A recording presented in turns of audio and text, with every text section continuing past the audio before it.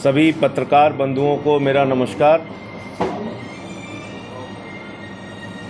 उत्तर प्रदेश में आज कोरोना की महामारी ने जानलेवा रूप ले लिया है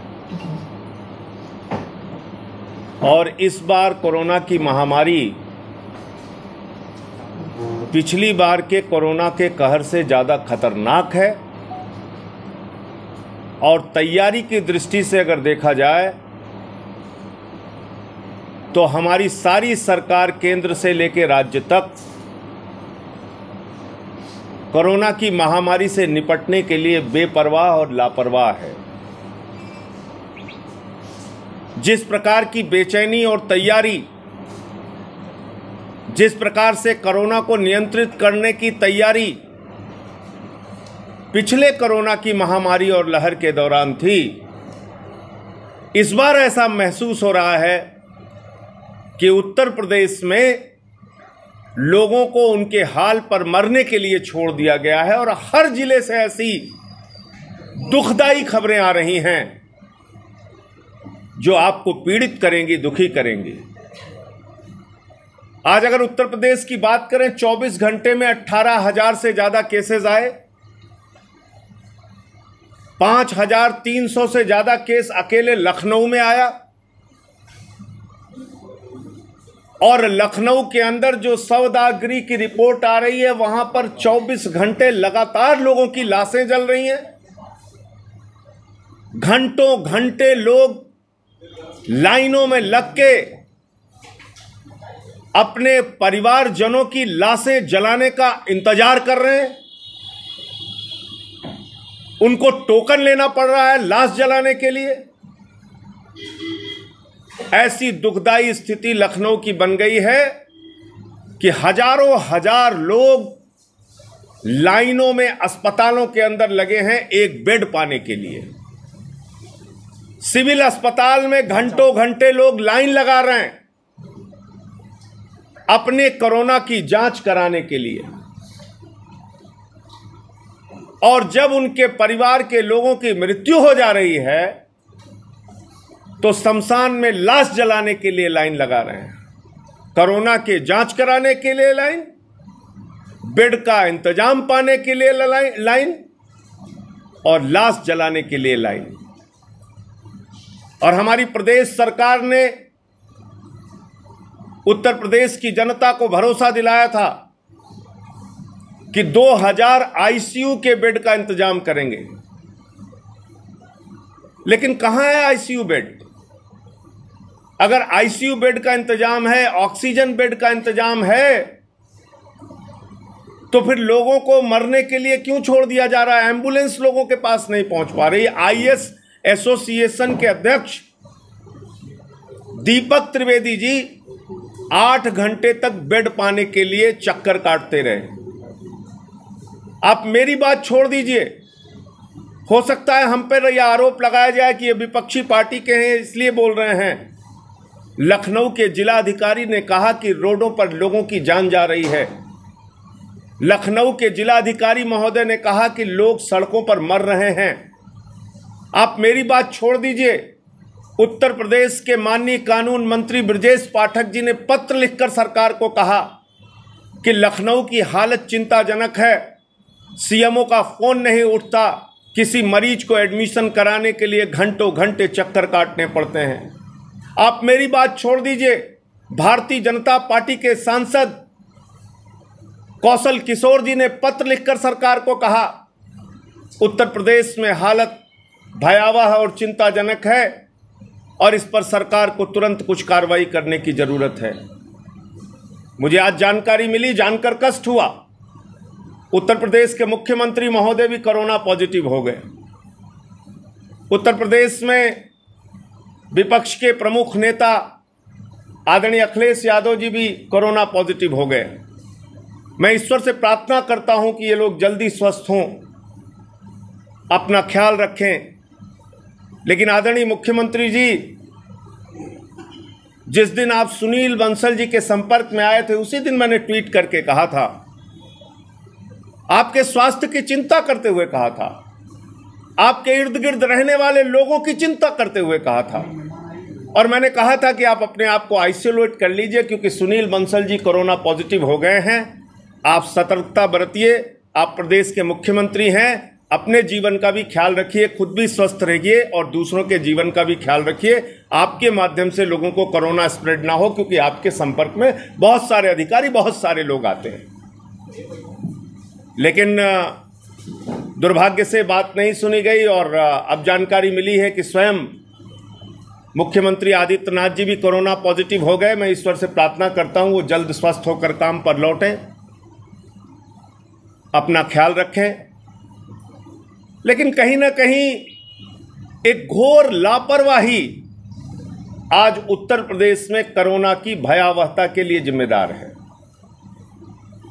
एक घोर लापरवाही, जब हजारों करोड़ रुपए पीएम केयर्स में चंदे के नाम पर कोरोना से निपटने के लिए इकट्ठा किया गया, सांसदों का 5-5 करोड़ रुपए 2 साल की सांसद निधि कोरोना से निपटने के लिए लगाई गई, तो मैं बड़ी विनम्रता पूर्वक पूछना चाहता हूं देश के प्रधानमंत्री से कि प्रधानमंत्री जी, वो हजारों करोड़ रुपए पीएम केयर्स का कहां गया? कितने आईसीयू के बेड बने, कितने हॉस्पिटल बने, कितने ऑक्सीजन बेड बने, कितना इंतजाम कोरोना से लड़ने के लिए भारत की सरकार ने किया, कितना इंतजाम उत्तर प्रदेश की सरकार ने किया, कितना इंतजाम आप लोगों ने कोरोना की महामारी से निपटने के लिए पिछले समय में किया है, वो सामने रखिए, खाका देश के सामने रखिए। आप ऐसे देश के लोगों को मरने के लिए नहीं छोड़ सकते। खुद आप बड़ी बड़ी बातें करते हैं, मन की बात से लेके सारी बात आप कर डालते हैं, लोगों को सावधान रहने के लिए कहते हैं, लोगों से सचेत होने के लिए कहते हैं। 11 तारीख से आज 14 तारीख तक आपने टीका उत्सव का ऐलान कर दिया पूरे देश में। अरे टीका तो टीका केंद्रों पर है ही नहीं है जहां टीकाकरण हो रहा है, तो ये टीका उत्सव तो फीका उत्सव हो गया आपका। और जिस क्षण आप लोगों को सावधान रहने के लिए कहते हैं कोरोना से, मास्क लगाने के लिए कहते हैं कोरोना से बचने के लिए, जिस वक्त आप पूरे देश को उपदेश दे रहे होते हैं प्रधानमंत्री जी, अगले ही क्षण आप बंगाल के चुनाव की रैली की तैयारी कर रहे होते हैं, आपके गृह मंत्री चुनाव के रैली की तैयारी कर रहे होते हैं। यह बहुत पीड़ादायक और दुखदाई है। रोम जल रहा था, नीरो बंसी बजा रहा था। आज ये हालत उत्तर प्रदेश और देश की हो गई है। पूरे देश से जिस प्रकार की खबरें आ रही हैं, 1,80,000 से ज़्यादा प्रतिदिन केस अगर भारत में आ रहे हैं, तो ये हम सब के लिए बहुत बड़ी चिंता का विषय है। 1,80,000 ऐसा आलम तो हमने जब कोरोना की महामारी की शुरुआत हुई थी उस वक्त भी नहीं देखा। उस वक्त भी इतने केसेस नहीं आए, लेकिन उस वक्त सरकारें चौकन्नी थी, तैयार थी। ऐसा लग रहा था कि कुछ लोगों के लिए इंतजाम हो रहे हैं। आज कहाँ है ऑक्सीजन बेड, आज कहाँ है आईसीयू का बेड, आज कहाँ है लोगों के लिए इंतजाम।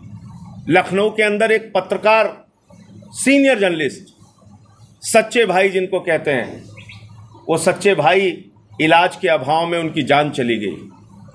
लखनऊ के, उत्तर प्रदेश के एक पद्मश्री प्रसिद्ध इतिहासकार, उनकी जान चली गई, एम्बुलेंस नहीं पहुंच पाई उनके पास।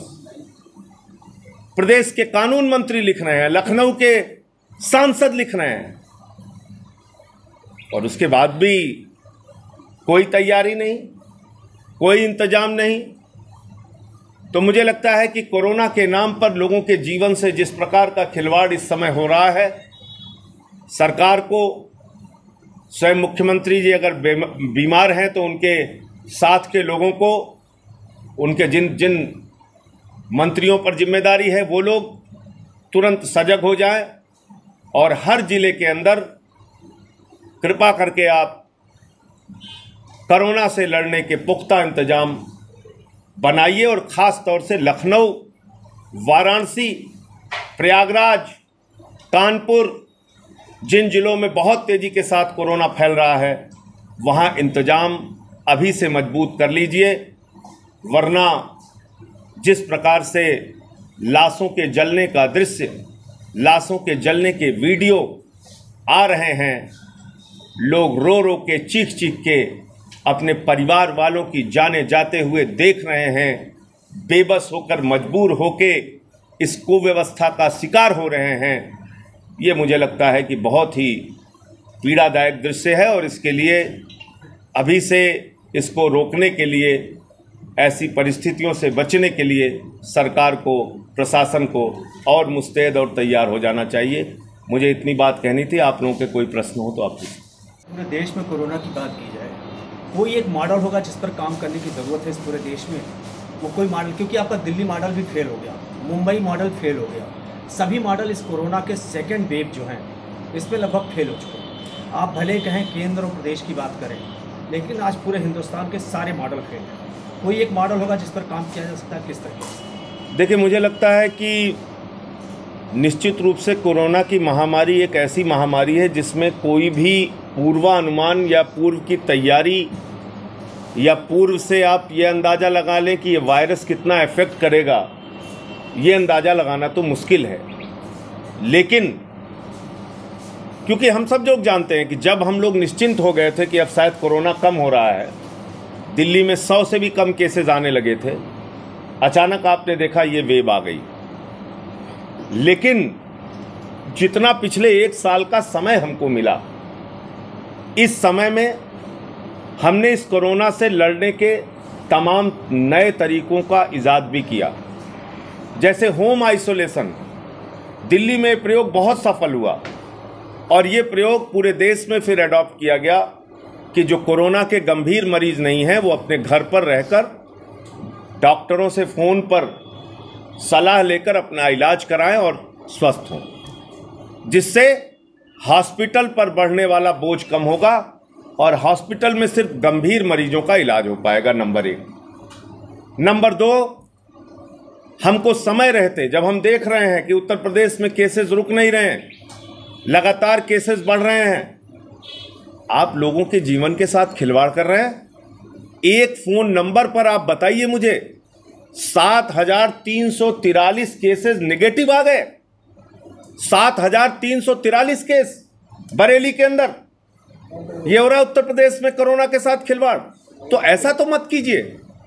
पत्रकार एक पुनीत जी हैं लखनऊ के, वो लिखते हैं, साहब हमारे फ़ोन नंबर पर निगेटिव रिपोर्ट आ गई, मैंने तो जांच ही नहीं कराया। एक कपिल नाम के लड़के ने लिखा, मेरी पत्नी की जांच रिपोर्ट निगेटिव आ गई, मेरी पत्नी की जांच तो पॉजिटिव आई थी 2020 सितंबर में। तो लोगों के फ़ोन नंबर का इस्तेमाल करके उस पर फर्जी रिपोर्ट देना, ये तो आपराधिक लापरवाही है, ये क्रिमिनल नेग्लिजेंस है। इनसे हम बच सकते हैं और इस कोरोना की बीमारी पर पर्दा ढांकने से हम इसकी लड़ाई नहीं लड़ पाएंगे। आप ज़्यादा से ज़्यादा जांच कराइए और जितने कोरोना के मरीज आएँ उनके लिए क्या क्या इंतजाम उनकी ज़रूरत के हिसाब से आप कर सकते हैं। इसमें जो सबसे ज़्यादा ज़रूरत होती है, कोई भी मरीज गंभीर हुआ, सबसे पहली ज़रूरत होती है उसके ऑक्सीजन की, उससे भी ज़्यादा गंभीर हुआ उसके बाद ज़रूरत होती है वेंटिलेटर की। उसके आप ज़्यादा से ज़्यादा इंतजाम कर लीजिए। College, hotel, banquet, private nursing home, इन सारे बेड्स को आप ऑक्यूपाई करिए। इन सारे प्राइवेट नर्सिंग होम के और बैंक्वेट के अंदर नए बेड बनाइए, ऑक्सीजन बेड बनाइए, आईसीयू बेड बनाइए। ये तो आपके हाथ में है, इसमें तो किसी तीसरे आदमी की सलाह लेने की ज़रूरत नहीं है। और इसलिए आज जो परिस्थितियां हैं अभी भी, क्योंकि ये कहां तक जाएगा आप और हम नहीं जानते। बिल्कुल ठीक कहा आपने, हमें नहीं पता कि ये कोरोना की महामारी कितनी दूर तक जाएगी। पिछली बार 25 दिन तक दिल्ली में केसेस बढ़े थे, अंतिम गया था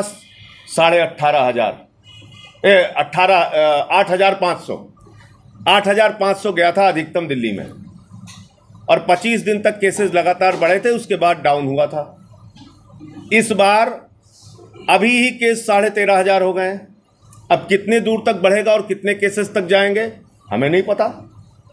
इसी तरह से उत्तर प्रदेश में आप देखिए, लखनऊ से शुरुआत हुई, अब प्रयागराज, कानपुर, वाराणसी, 30% कोरोना संक्रमण बढ़ने की दर है। 30%, 100 में 30 लोगों को कोरोना जांच में पॉजिटिव आ रहा है। ये हम सबके लिए बहुत चौंकाने वाली बात है और इसलिए हर जिले में oxygen bed, ventilator bed, quarantine करने के लिए सिस्टम, ये अभी से आपको तैयार रखना पड़ेगा। सैनिटाइजर और मास्क का इंतजाम, लोगों में जागरूकता, ये तो जरूरी है ही, लेकिन इसके साथ साथ सरकारी इंतजाम भी होना बहुत जरूरी है। संजय जी, जिस तरह से पेशेंट निकल के बाहर आ रहे हैं और उनके रहने की इलाज की व्यवस्था नहीं है, और सुबह के मुख्यमंत्री जी को भी कोरोना पॉजिटिव हो गया है, तो ऐसे में क्या कहा जाए, सरकार इस बार में सफल है या विफल है? देखिए, ऐसा है कि मुख्यमंत्री जी को जिस दिन सुनील बंसल जी ने ट्वीट करके कहा कि मेरे संपर्क में जितने लोग आए सभी लोग कोरोना नियमों के हिसाब से सावधानी बरत लें, इसका मतलब अगर मुख्यमंत्री जी सुनील बंसल जी के संपर्क में आए थे तो उनको क्वारंटाइन हो जाना चाहिए था, आइसोलेशन में हो जाना चाहिए था। अब उनकी क्या मजबूरी थी या क्या मनसा थी मैं तो नहीं बता सकता, लेकिन वो बंगाल की रैली में गए और मैंने उस दिन ट्वीट करके भी कहा था, और भी कुछ नेताओं ने कहा था कि आपको आइसोलेट हो जाना चाहिए, अपने स्वास्थ्य को ध्यान में रखते हुए भी और दूसरों के स्वास्थ्य को भी ध्यान में रखते हुए, क्योंकि कोरोना एक से दूसरे को फैलता है। तो इसलिए अभी तो जो परिस्थिति है उसमें तो जल्द से जल्द मुख्यमंत्री जी स्वस्थ हों, ऐसी मैं ईश्वर से प्रार्थना करता हूं। लेकिन उनकी जो नीचे की मशीनरी है, जो उनके मंत्रिमंडल के बाकी सदस्य हैं या जिसको भी उन्होंने जिम्मेदारी दी होगी या जो भी अधिकारी हैं, वो कम से कम इतना इंतजाम जो मैं आपसे कह रहा हूं, अनाप शनाप प्राइवेट नर्सिंग होम में इस समय वसूली हो रही है, कोई भी किसी से कितना भी दाम ले रहा है, लोग मरीज परेशान है, वो कह रहे हैं साहब 50,000 लाओ, कोई कह रहा है 1 लाख लाओ, कोई, तो इससे तो कम से कम प्रशासन हमें बचा सकता है। तो जिस तरह का ये वैक्सीन लोगों को लगाया, तो क्या वैक्सीन प्रभावी नहीं रहा? देखिए, ऐसा है कि 2 खबरें आई हैं पिछले दिनों, 40 डॉक्टर केजीएमसी के जिनको दोनों डोज कोरोना की वैक्सीन की लग चुकी थी, 37 डॉक्टर गंगाराम हॉस्पिटल के दिल्ली के जिनको कोरोना की डोज लग चुकी थी, और ये सब पॉजिटिव आ गए। तो ये कहना कि कोरोना की दोनों वैक्सीन लगने के बाद आप पॉजिटिव नहीं होंगे, मुझे लगता है ये थ्योरी तो फेल हो गई। अब एक बात और सामने निकल कर आ रही है कि जो दोनों डोज लेंगे, अगर उनको पॉजिटिव होता भी है तो उनके अंदर कोरोना से लड़ने की क्षमता और शक्ति अधिक होगी और इसलिए उनका जीवन सुरक्षित रहेगा, ये बात सामने आ रही है। तो मुझे लगता है कि इसके नाते टीकाकरण तो आवश्यक है, टीकाकरण तो जरूरी है, टीकाकरण हर एक व्यक्ति को कराना चाहिए और उससे अगर जीवन की सुरक्षा है तो सबसे बड़ी बात है। ठीक है, चलो अगर हो भी रहा है कोरोना, आपका जीवन तो कम से कम सुरक्षित रहेगा। तो इसलिए टीकाकरण सुस्त नहीं करना चाहिए। आप 83 देशों को एक्सपोर्ट कर रहे हैं, आप बताइए कौन बोलेगा इन बातों पे? आप पहले अपना इंतजाम पूरा कर लीजिए।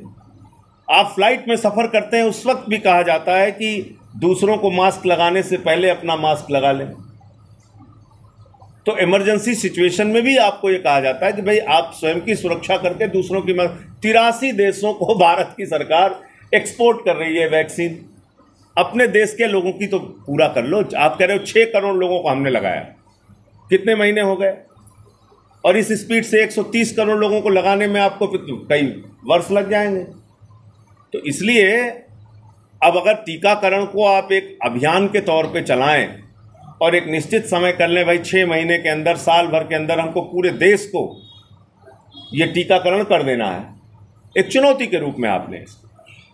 मैंने भी पहला टीका लगवाया, पत्नी के साथ जाके लगवाया, दूसरा अभी 42 दिन का उन्होंने समय दिया है, जैसे ही टाइम पूरा होगा हम जाके कराएंगे टीकाकरण। तो कम से कम लोगों की जान तो बच सकती है। आज हम लोगों को नहीं पता, सूरत में 24 घंटे लोगों की लाश जल रही है, अहमदाबाद में एम्बुलेंस की लाइन लगी हुई है, भोपाल का दृश्य आता है, यूपी का दृश्य आता है। इससे और आदमी को इस बीमारी ने इतना डरा दिया है कि बहुत सारे लोग तो सदमे में मर जा रहे हैं। जिनका हार्ट कमजोर है वो बेचारे हार्ट अटैक के शिकार होकर मर जा रहे हैं। उनको पता चल रहा है कि कोरोना हो रहा है तो रोने लग रहे हैं, परेशान हो रहे हैं। तो इसलिए हम अपने बस में जो है, अपना इंतजाम जो है उसको मजबूत रखें। ईश्वर भी उन्हीं की मदद करता है जो अपनी मदद करना चाहें। तो इसलिए मैं सरकार से यही कहूँगा कि अब जो समय है, उसको तेज़ी से इस्तेमाल करते हुए इसकी भयावहता को देखते हुए आप अपनी तैयारी पूरी रखें। इस वैश्विक महामारी में संजय जी, इस वैश्विक महामारी में